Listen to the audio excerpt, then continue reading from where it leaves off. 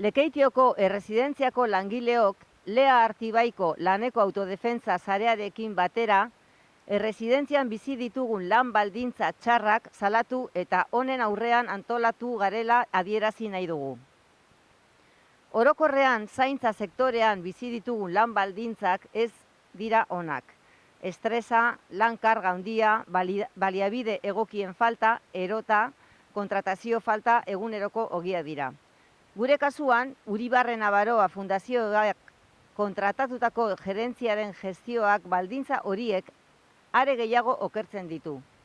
Besteak beste, laneko segurtasuna bermatzeko beharrezko material gabezia, kontratazio faltaren ondoriozko lan erritmo jasangaitzak, praktiketako pertsonala soldatapekoen funtzioak betetzen egotea, baja eta eszedentzia kubritzeko langilerik ez kontratatzea, egutegi aldaketak abizatzeko lan hitzarmenen zehaztutako denporak ez betetzea, kategoria altuagoko eginkizunak eta erantzunkizunak bete behar izatea, horiei dagokien lan saririk kobratu gabe.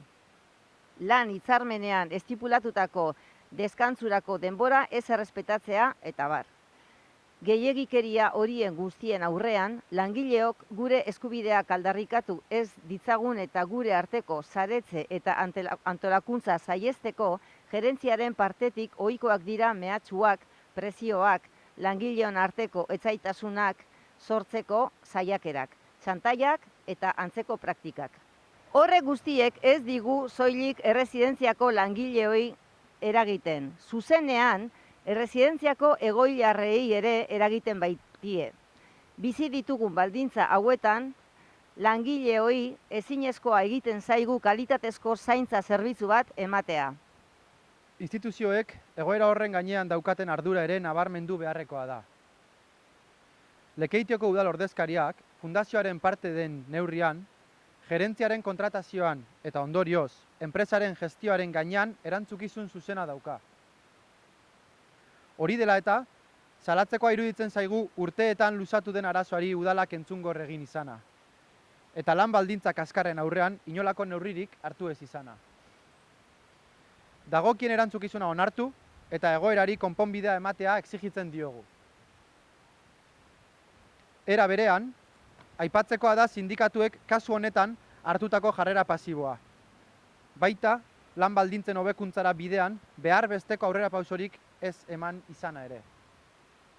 Horregatik, langileok eta laseko kideok sindikatuekiko independentziaz antolatu gara. Langile zen egoiliarren arazoei irtenbide bat ematera bidean ondorengoa aldarrikatzen dugu. Langile gehiago kontratatzea. Langileko egoiliar kopuruak ez du uzten zerbitzu egokia eskaintzen eta deshumanizatu egiten du erabiltzailea zein langilea.